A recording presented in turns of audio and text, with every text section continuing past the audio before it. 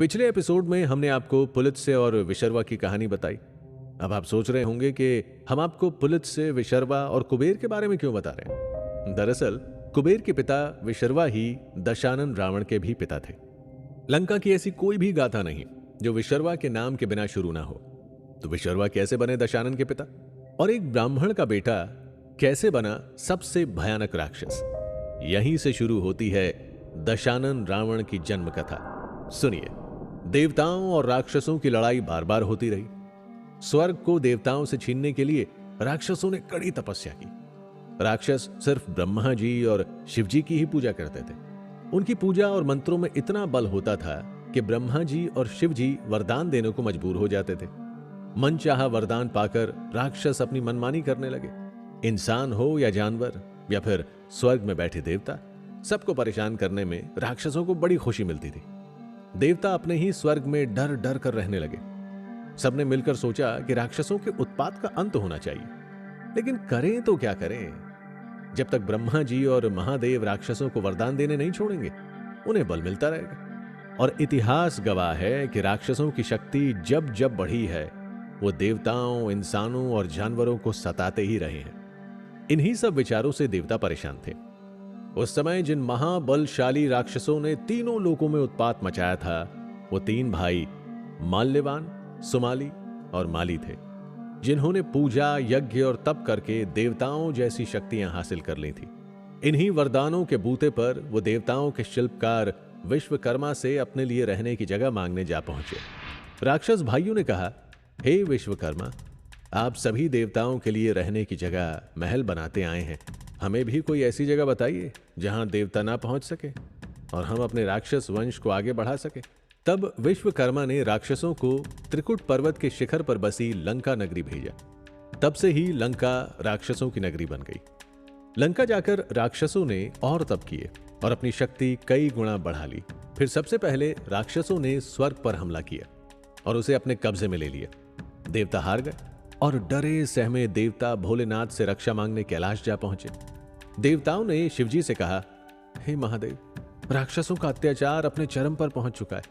उन्होंने हमसे हमारा स्वर्ग भी छीन लिया। कृपा करके हमारी रक्षा करें। तब भोलेनाथ ने कहा, हे देवताओं, मैं उन राक्षसों को किसी भी तरह से नुकसान नहीं पहुंचा सकता, क्योंकि उन्हें मुझसे ही वरदान मिला हुआ है। लेकिन आपको एक उपाय बताता हूं। अब अगर कोई आपको राक्षसों से मुक्ति दिला सकता है तो वो सिर्फ श्री हरि विष्णु ही हैं।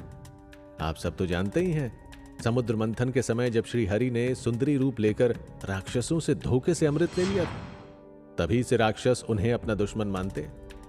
महादेव की ये बात सुनकर देवता खुश हो गए और उसी समय श्री हरि विष्णु से मदद मांगने जा पहुंचे। देवता एक सुर में बोले, हे मधुसूदन, अब केवल आप ही हमारी रक्षा कर सकते हैं। ब्रह्मदेव के वरदान से राक्षस बहुत शक्तिशाली हो चुके हैं।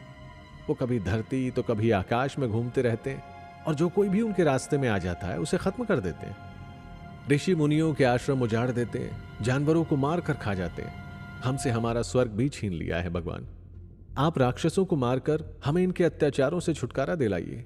अब सिर्फ आप ही हमें बचा सकते हैं। इसके जवाब में भगवान विष्णु कहते हैं कि मैं इन सभी राक्षसों और उनके कुल वंश के बारे में सब कुछ जानता हूं। उन्हें जो भी वरदान मिले हैं उनके बारे में भी जानता हूं। इन राक्षसों के पास ऐसी कोई शक्ति नहीं जिसका जवाब मेरे पास ना हो। इस ब्रह्मांड की सभी शक्तियों का केंद्र मैं ही हूं। इसीलिए आप सभी आराम से लौट जाइए और चिंता छोड़ दीजिए। मैं इन राक्षसों से जल्दी ही आपको छुटकारा दिला दूंगा। स्वर्ग फिर से आपका हो जाएगा। ये सुनकर देवताओं ने चैन की सांस ली और मुस्कुराते हुए वहां से चले गए। क्या इन तीनों राक्षसों का रावण से कोई रिश्ता था? अब श्री हरि विष्णु और राक्षसों की भयानक टक्कर होने वाली थी। इसका नतीजा क्या निकला? और रावण, जिसका अभी तक जन्म भी नहीं हुआ था, उसके जीवन पर इस लड़ाई का क्या असर पड़ने वाला था? ये एक दिलचस्प सवाल है जिसका जवाब आपको इस ओरिजिनल सीरीज को पूरा सुनने पर ही समझ में आएगा। तो चलिए कहानी को आगे बढ़ाते हैं। श्री हरि विष्णु राक्षसों के विरोध में देवताओं की मदद कर रहे हैं। ये बात राक्षसों के जासूसों को पता चल गई और जासूसों ने लंका जाकर जैसे ही तीनों राक्षसों को श्री हरि विष्णु की योजना बताई, राक्षसों ने युद्ध का ऐलान कर दिया। फिर कुछ ही समय में देवताओं और राक्षसों की सबसे बड़ी लड़ाई शुरू हो गई। गरुड़ पर सवार होकर खुद नारायण भगवान राक्षसों की ओर निकल पड़े और लंका पहुंचकर राक्षसों को मारना शुरू कर दिया। राक्षसों के सभी हथियार उड़ उड़ कर भगवान विष्णु के अंदर समाते जा रहे थे और विष्णु भगवान लगातार राक्षस वंश को उजाड़ते हुए आगे बढ़ रहे थे। कुछ ही समय में राक्षस माली और माल्यवान दोनों मारे गए। तीनों राक्षस भाइयों में केवल सुमाली जिंदा बच गया था। राक्षसों में हाहाकार मच गया। अपनी जान बचाने के लिए सुमाली बाकी बची सेना के साथ पाताल में जा छुपा। सभी राक्षस अब पाताल में ही बस गए। इसे राक्षसों का अंत समझकर देवता, ऋषि मुनि, इंसान और जानवर सभी त्योहार मनाने लगे। चारों ओर श्री हरि विष्णु की जय जयकार गूंजने लगी। यहां से शुरू होती है राक्षस राज रावण की जन्म कथा। कुछ ही समय बाद सुमाली अपनी सुंदर बेटी के साथ धरती पर घूमने आया।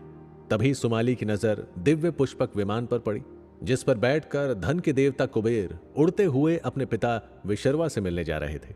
उड़ते हुए पुष्पक विमान को देखकर सुमाली हैरान रह गया। उसके दिमाग में राक्षसों को फिर से शक्तिशाली बनाने की योजना आ चुकी थी।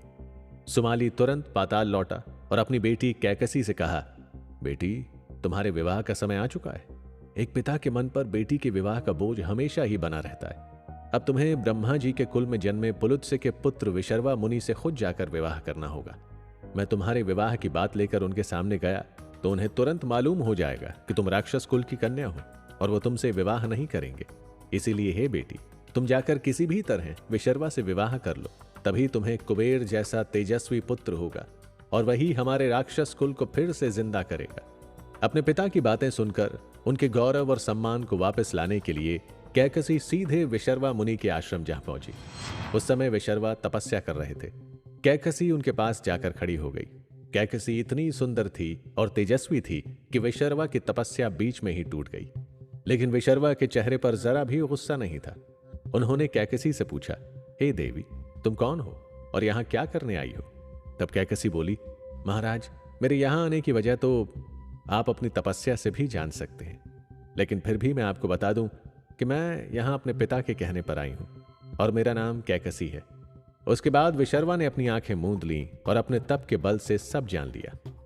विशर्वा ने फिर कहा, हे देवी, मुझसे पुत्र की चाह में तुम यहां तक चली आई, पर इस बुरे नक्षत्र में आने की वजह से अब तुम्हारी कोख से बुरे कर्म वाले राक्षस ही पैदा होंगे।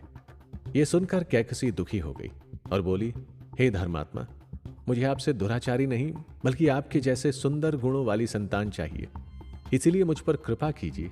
तब विशर्वा ने कैकसी से कहा, तुम्हारी अंतिम संतान बेटा होगा और वो मेरी ही तरह धर्मात्मा होगा। ये कहकर मुनि विशर्वा ने कैकसी को अपना लिया और कुछ ही समय बाद इनकी पहली संतान यानी दशानन रावण का जन्म हुआ। तो क्या रावण राक्षस रूप में ही पैदा हुआ था? क्या ब्राह्मण वंश में जन्म लेने के बावजूद रावण पर अपने ननिहाल का असर ज्यादा था? क्या कैकसी ने वाकई एक राक्षस पैदा किया था? जैसे जैसे आप आगे सुनते जाएंगे, आपको इन सभी सवालों का जवाब मिलता जाएगा।